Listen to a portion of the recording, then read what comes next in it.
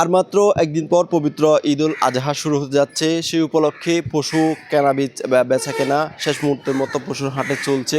পাশাপাশি চট্টগ্রামের যে বৃহত্তর চামড়া আড়ত সমিতির যে আড়তগুলো রয়েছে সেগুলোতে চলছে একদম শেষ মুহূর্তের প্রস্তুতি বলা যায়। এবার চট্টগ্রামের বৃহত্তর কাঁচা আড়ত যে আড়তদার সমিতি রয়েছে তাদের এবার 3.5 লাখ চামড়া সংগ্রহের লক্ষ্যমাত্রা রয়েছে। সেই উপলক্ষে এই যে চট্টগ্রামের যে আড়তগুলো রয়েছে সেখানে শেষ মুহূর্তের মতো প্রস্তুতি চলছে। প্রত্যেকটি আড়তে শ্রমিক নিয়োগ থেকে এবং যে এখানে লবণ যথেষ্ট পরিমাণ যে কাঁচা চামড়া সংরক্ষণের অন্যতম উপাদান যে লবণ, সেই লবণ এখানে রিজার্ভ রাখা এবং যে আড়তগুলা এবং পানি দিয়ে বিভিন্নভাবে পরিষ্কার করে রাখা সেই প্রস্তুতি চলছে। চট্টগ্রামের বাইজিদের যে আতর ডিপো এলাকায় যে আড়তগুলা রয়েছে, অর্থাৎ চট্টগ্রাম যে বৃহত্তর কাঁচা আড়তদার সমিতির যে অফিস কার্যালয়ের আশেপাশে যে আড়তগুলো রয়েছে সেখানে চলছে এভাবে শেষ মুহূর্তের প্রস্তুতি। আমরা কিছুদিন আগে যেটি দেখতে পেয়েছি, চট্টগ্রাম জেলা প্রশাসক কার্যালয় থেকে এই যে কাঁচা চামড়া ব্যবসায়ীদের নিয়ে একটি গত 12 জুন একটি সভা করা হয়েছে। তাদেরকে এখানে বিভিন্ন দিক নির্দেশনা দেওয়া হয়েছে। আমরা এই মুহূর্তে রয়েছে চট্টগ্রাম বৃহত্তর কাঁচা আড়তদার যে সমিতি রয়েছে, যে সমিতিতে 112 জন পর্যন্ত সদস্য রয়েছে। তাদের 112টি পর্যন্ত আড়তদার মালিকরা রয়েছেন। আমরা সেই সমিতির সাধারণ সম্পাদক রয়েছেন, ওনার সাথে একটু আমি কথা বলবো। একটু বলবেন আপনাদের প্রস্তুতি কেমন? বলবেন আপনাদের প্রস্তুতি কেমন এবার? আসলে অন্যান্য বছরের মধ্যেই আমরা যেহেতু চামড়া ব্যবসায়ী বা আড়তদার গুদামদার, আমাদের লেবার আছে, আমাদের গোডাউন আছে এবং আমরা লবণ নিয়ে রাখছি। মোটামুটি একদিন পরেই তো কোরবান, আমাদের প্রস্তুতি ইনশাল্লাহ সম্পন্ন হয়েছে। এবার আপনাদের কত পরিমাণ চামড়া সংগ্রহের লক্ষ্যমাত্রা রয়েছে, কেমন প্রস্তুতি রয়েছে?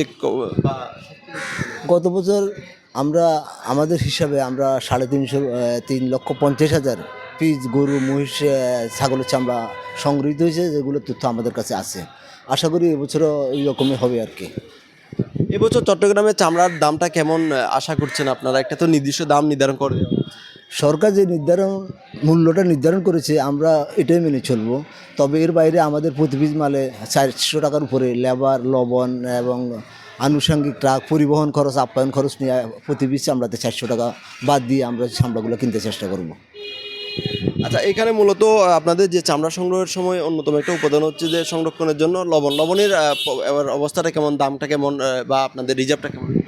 মোটামুটি লবণ এবার লক্ষ্যমাত্রার চেয়ে বেশি উৎপাদিত হয়েছে। লবণের বাজারটা মোটামুটি সহনশীল পর্যায়ে আছে। গত বছর চেয়ে কিছু কম আছে এবার লবণের। আপনাদের সমিতিতে এখন কি পরিমাণ সদস্য আছে, বা আপনাদের আগের থেকে বর্তমানের অবস্থাটা কেমন একটু তুলনামূলক? আমাদের এই সংগঠনের 112 জন সদস্য ছিল আর কি। এখন মোটামুটি ব্যবসাতে আমরা 30 জনের মতো আছি।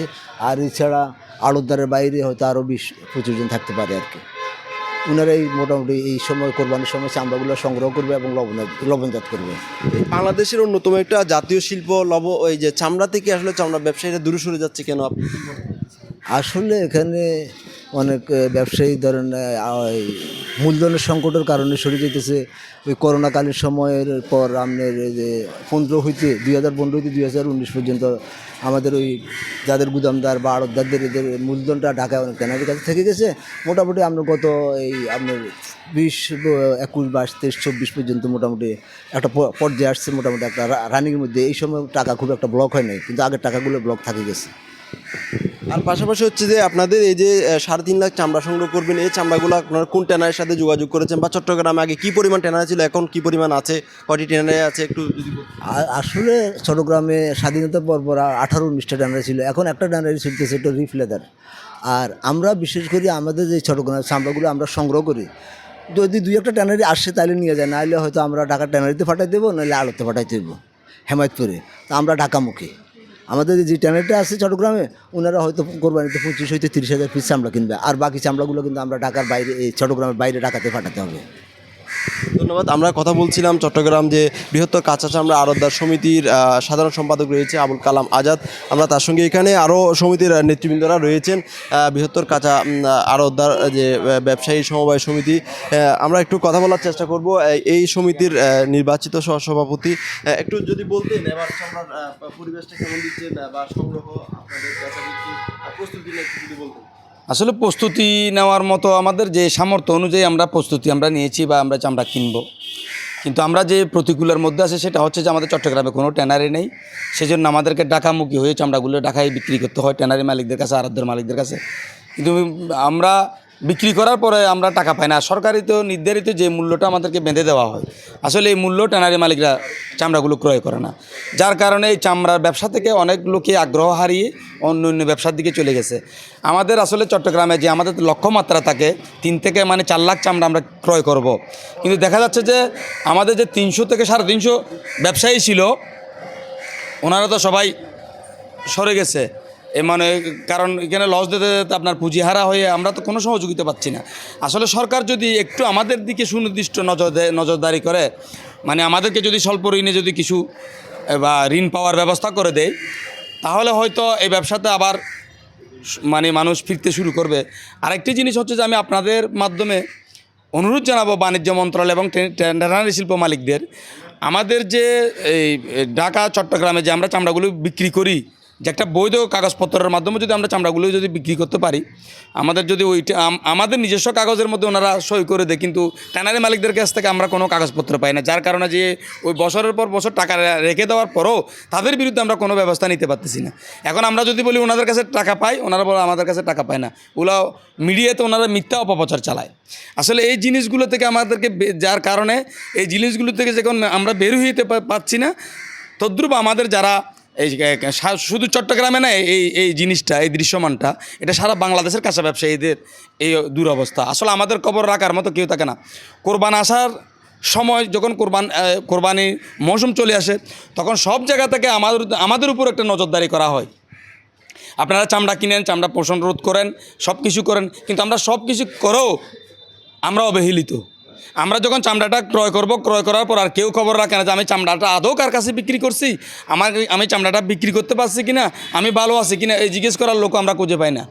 কিন্তু কোরবান আসলে দেখা যায় যে সর্বস্তরের লোক আমাদেরকে তদগরি করে, কিন্তু আদতে আমরা কি চামড়াটা কার কাছে বিক্রি করলাম বা কিভাবে বিক্রি করলাম, কোন পর্যায়ে বিক্রি করলাম, এগুলো যদি একটু মনিটরিং করে তদগরি করে কোরবানের পরে সরকারকে আমি অনুরোধ করব, কোরবানের পরে যেন এইটার উপর একটা নজরদারি করে এবং আমাদেরকে একটা স্থান করে দেয় যে আমরা যেন টিকে থাকি।